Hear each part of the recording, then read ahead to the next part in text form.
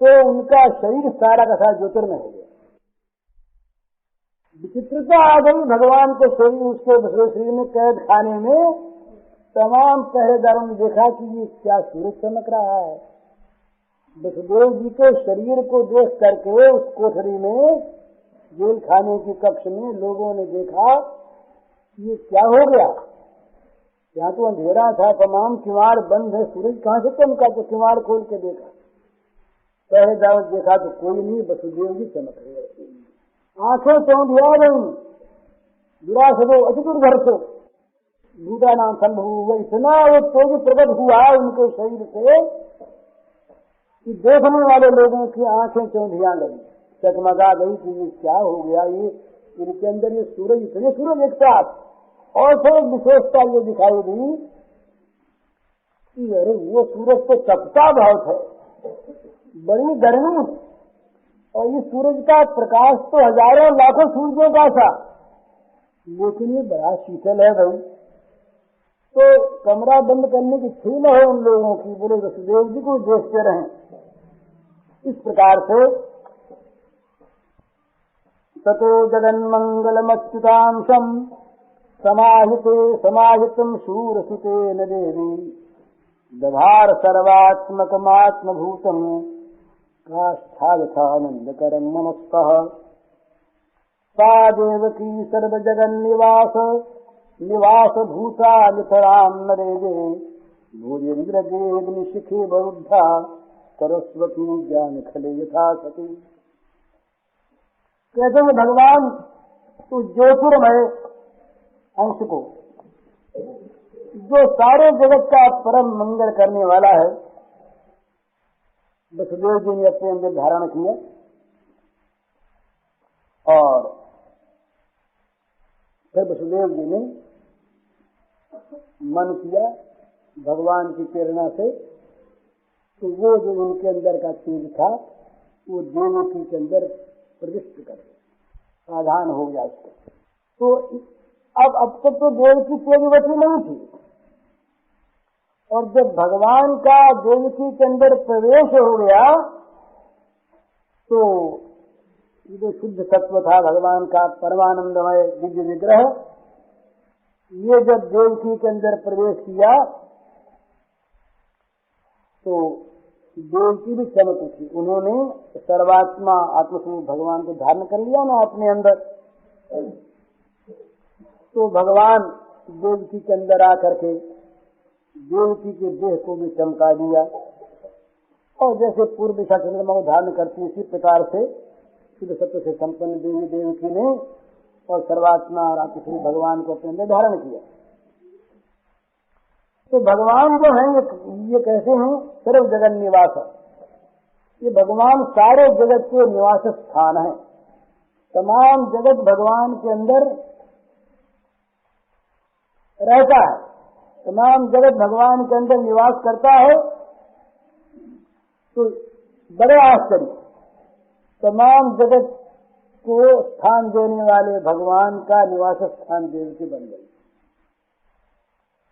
तमाम जगत को आश्रय देने वाले भगवान को देवकी ने अपने उदर में आश्रय दिया, निवास स्थान बन गई। निवास भूता जगन, सर्व जगन निवास निवास भूता, सारे जगत को निवास देने वाले, सारे जगत को अपने अंदर बसाने वाले जो भगवान देवकी के उदर में आ गए, देवकी उनका निवास स्थान बन गई। लेकिन देवकी के शरीर में तेज आने पर भी भगवान ने इस समय देखा कि अभी जरा समय नहीं है, तो जैसे घड़े के भीतर किसी दिए को बंद कर दे, अथवा जैसे कोई ज्ञान खल हो और अपनी विद्या को अंदर छिपाए रखे, इस प्रकार से बाहर प्रकाश न फैले, वैसे ही कंस के कारागार में बंद होने के कारण से देवकी की शोभा जैसे बाहर होनी चाहिए थी वैसी नहीं थी।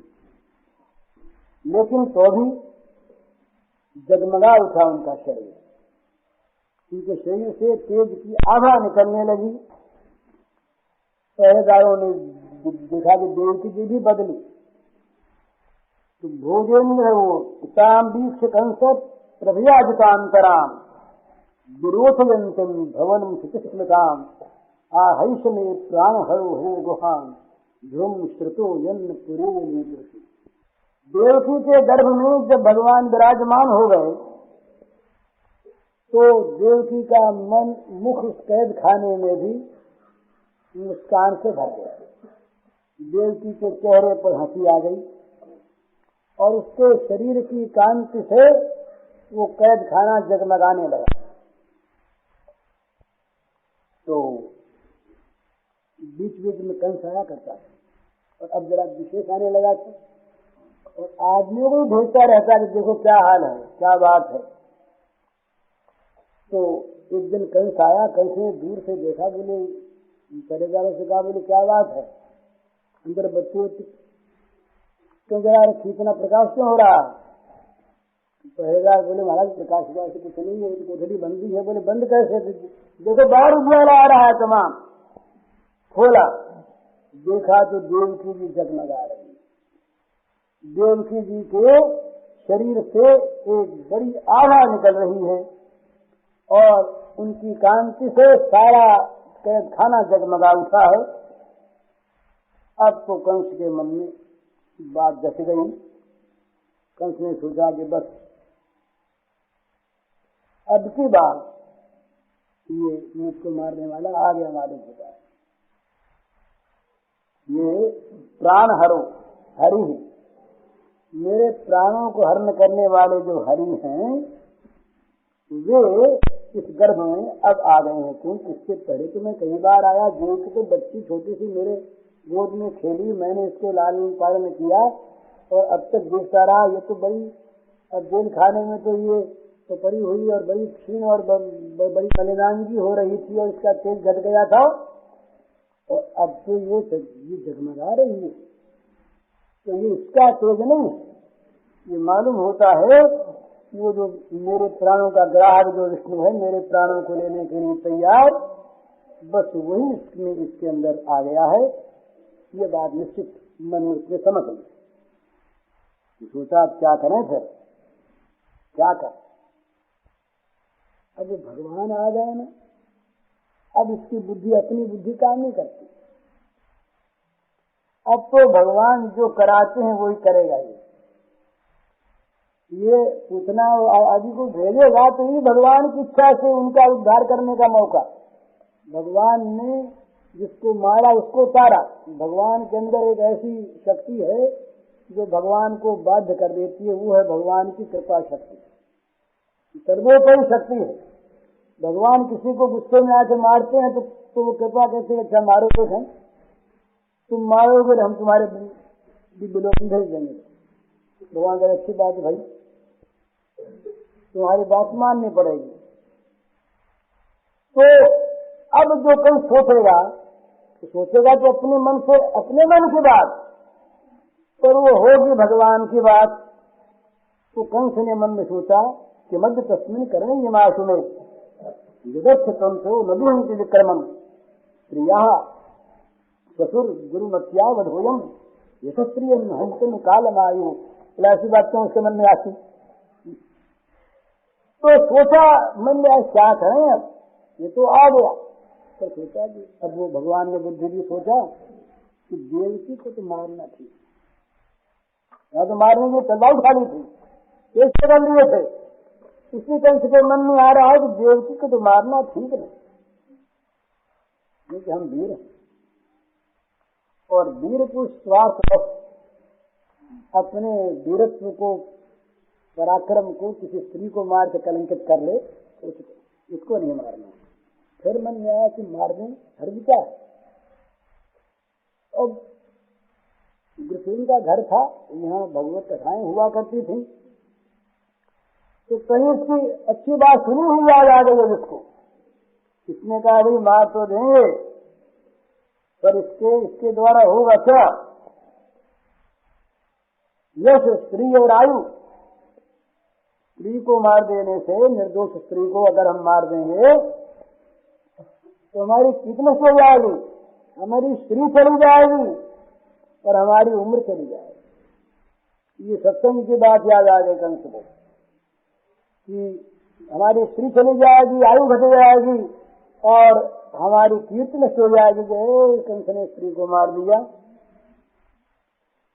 अब देखिए ना कैसी कैसी बात उसके मन में आती है। जो ये सुखदेव जी का ये बात कह रहे कि नृशंस है, निरपत्रप है, क्रूर है, वो क्या सोचता है मन में भगवान की दया कि भाई ये ठीक नहीं। सयोस जीवन खल संपरे तो वर्तेत यो अत्यंत नृशंसतेन देहे मृतेतम मुंजा शपंतु गंता तमोंधम तनुमानिनो ध्रुव। ये जो बातें ज्ञानियों के मन में आती हैं, महात्माओं के मन में, वो बातें कंस के मन में भगवान तो देख लिया ना, गर्भ में आ गई। तो कहता है कि ये सब याद करने की बातें हैं, बड़ी सुंदर। कहता है कि जिस मनुष्य ने जीवन में क्रूरता का व्यवहार कर लिया वो तो जिंदा ही मर गया। क्यों सोचता है कि जिस जीवन में जो अत्यंत निर्दय हो गया, जिसके जीवन में अत्यंत निर्दयता आ गई, वो मनुष्य तो जीवित रहने पर ही मरा हुआ है, तो मर ही गया। और फिर जीते तो यूं मरा और मर गया तो सब लोग साथ देंगे बहुत बड़ा अच्छा हुआ, ये मर गया बड़ा अच्छा हुआ, बड़ा पाप है, नरकों में जाएगा आज ये है। तो देह मतेस्तम मनुजा सपंत हुई, यहाँ उसकी कीर्ति नष्ट हुई, लक्ष्मी नष्ट हुई, आयु नष्ट हुई और जीते हुए मरे के समान हो गया। और मृत्यु के बाद लोग गाली देंगे, साफ देंगे। और बोले इतने में नहीं, गंता तमोंधम तन मानिनो ध्रुवम, फिर वो नरकों में जाएगा। जो क्रूरता का व्यवहार करेगा वो घोर नरकों में जाएगा, जिनमें जो अत्यंत देहाभिमानी जाते हैं उन घोर नरकों में हो जाएगा। तो क्रूरता करने वाले के लक्ष्मी का नाश, उसकी आयु का नाश, उसकी कीर्ति का नाश, वो जीते हुए मर गया, लोग उसको गाली देंगे, शाप देंगे, मरने के बाद कोई भला नहीं कहेगा और नरकों में जाएगा। तो कहते हैं कि इस प्रकार कंस के मन में सद्भाव सद्विचार आ गया। तो इति घोरतमाद भावात तन्निवृत्त स्वयं प्रभु आस्ते प्रतीक्षम तज्जन्म हरिर वैरानुबंधक। इस प्रकार से वहां आज वो चाहता देव को मार सकता था, आज कौन रोकता? रोकने वाला था नहीं, कैद खाने में बंद रहे। किंतु स्वयं भगवत कृपा से वो इस प्रकार सद्विचार वाला हो गया। मंगल चिन्ह हाथ में पहने हुए, कंकण पहने हुए, जो बहन को मारने के लिए तैयार हो गया था, वो आज बैरी को आया हुआ देख करके भी और उसको मारने से निवृत्त हो गया। तो इसका क्या कारण है? बस वही कारण है कि भगवान, उसके अंतर में आज भगवान का प्रवेश हो गया। देवकी के अंतरंग में आज भगवान आ रहे हैं। तो भगवान के दर्शन की बात तो अलग रही, जिसके अंतर में भगवान है उनका दर्शन करने से भी मनुष्य की बुद्धि पवित्र हो जाती है कई तरीके की। औरों की बात अलग नहीं। जो स्वभाव से क्रूर, पाप जिसका स्वभाव, हत्या जिसका स्वभाव, इस प्रकार का जो क्रूर निर्लज्ज कंस, वो आज देवकी के सामने सद्विचार से संपन्न हो गया। ये भगवान के अंदर में आने के बाद देवकी के दर्शन का ये प्रभाव है। तो अब वो बैर भाव से और भगवान के जन्म की प्रतीक्षा करने लगा और इसी को मारना है। देवकी को क्या मारना है? ये जन्मेगा, इसी को मारेंगे। तो भगवान के प्रति इसने दृढ़ बैर भाव कर लिया, बैरानुबंध कर दृढ़ बैर भाव करके, और अब वो उनके जन्म की प्रतीक्षा करने लगा। आसीन तम विशंस्पृष्टन भुंजान पर्यटन महीन चिंतयानो ऋषिकेश न पश्यत तन्मयम जगत। बड़ा सुंदर है। लोग पूछा करते हैं कि भगवान का चिंतन कैसे, भगवान का दिन रात चिंतन कैसे, कोई उपाय बताओ। तो ये निकृष्ट उपाय है। भय से चिंतन और आवश्यकता से चिंतन उससे उत्तम, और रति का चिंतन, प्रीति का चिंतन ये सर्वोत्तम। तो कंस की क्या दशा हुई जब वो भगवान के साथ उसका बैर भाव बद्ध मूल हो गया, बंध गया, उसने मन में गांठ बांध ली बैर की, तो रात दिन उस बैरी का चिंतन होने लगा। बैरी में उसकी भगवत भावना, उठते बैठते खाते सोते जगते चलते फिरते सदा सर्वदा उसका मन श्री कृष्ण के चिंतन में लग गया। ये भय से, या तो भय हो तो चिंतन होता है, और या जैसे जल की प्यास लग जाए तो वहां कोई कहता नहीं कि तुम जल का नाम जपो, जल का स्मरण करो। जल की आवश्यकता या प्यास अपने आप याद दिलाती है, कभी भूल नहीं सकता जल को। और तीसरे में श्री गोपाल नारायण की तरफ से अगर प्रीति हो जाए तो भगवान कभी चित्त से हटते नहीं, बल्कि स्वयं बस जाते हैं आकर के। उनका प्रीतिवानों का चित्त भगवान के अपने रहने का लोभनीय स्थान बन जाता है। तो कंस की दशा ये हुई कि चिंतयान ऋषि के सब श्री कृष्ण अभी प्रकट नहीं हुए हैं, अवतार हुआ नहीं है, पर अपश्यत उसको भगवान जहां तहां रात में दिन में जरा सा कहीं खड़का हुआ, बोले आ गया, आया ना वो। रात को सोते सोते चमक उठा, आ गया। भोजन कर रहा, गिलास आ गया। इस प्रकार से वो सारे जगत में श्री कृष्ण को देखने लगा। तन्मयम जगत अपश्यत तन्मयम जगत, श्री कृष्णमय जगत देखने लगा। सारे जगत में श्री कृष्ण दिखाई देने लगे। ये क्यों हुआ? ये दो प्रकार के चिंतन होते हैं। वो चिंतन होता है अभ्यास जनित, एक चिंतन होता है बाध्यता मूलक। एक का तो हम याद करने की आदत डालते हैं, अभ्यास करते हैं, भूल जाते हैं, फिर अभ्यास करें, भूल जाए, फिर अभ्यास करें, भूल जाए, फिर अभ्यास करें। वो चिंतन जो है वो तो धीरे धीरे अभ्यास दृढ़ होने पर फिर होता है। उसका वर्णन पातंजलि योग दर्शन में है, गीता में भी है। जिसका निरंतर सत्कारा से दृढ़ भूमि, लंबे काल तक निरंतर श्रद्धा पूर्वक लगे रहो तो अभ्यास तुम्हारा दृढ़ हो जाएगा। तो उसमें रूखापन है, वो करना पड़ता। एक वो स्मरण है जो करना नहीं चाहता आदमी, पर हुए बिना रहता नहीं। इस बैर भाव ने कंस के मन में भय उत्पन्न कर दिया। कंस का मन भयभीत हो गया, और भयभीत होकर के कंस चेष्टा करता, बुलाता दोस्तों को, मित्रों को, राक्षसों को, बोले और बात चलाओ, रात दिन चिंता में तो कुछ और बात करो। और बात करने का उपक्रम कर रहे हैं, बोले आ जाए। कहाँ पुरसा बात करते करते, और कैसा राक्षसों से राक्षस कैसे बोले, क्यों डरते हो आप? इतना डर किस बात का? बच्चा पैदा भी होगा तो मार देंगे, है क्या उसमें? भगवान है तो भी क्या? तो वो ये कहता है कि भाई क्या बताएं, डर तो हमारे मन में बैठ गया, मानो वो श्री कृष्ण ही डर होकर के बैठ गया मन में। भगवान मानो डर के रूप में आकर के व्याप्त हो गया मन में। बोले तुम लोगों भी वो दिखता है, तुम लोग होते मेरे हितैषी, पर मैं भूल जाता हूँ कहीं तुम्ही वो बनकर न मार डालो। तुम्हारे सब रूपों में अपश्यत तन्मयम जगत, जगत में वो भी तो है ना। वो मैं सोता सोता बिछौने पर सोया रहता हूँ और सोचता हूँ कि ये खटिया कहीं कृष्ण में बन जाए, ये न मार दे। अरे वो तो दिखने लगी, यही कृष्ण तो है, ये क्यों तो खड़ा हो गया, उठ करके मार देगी।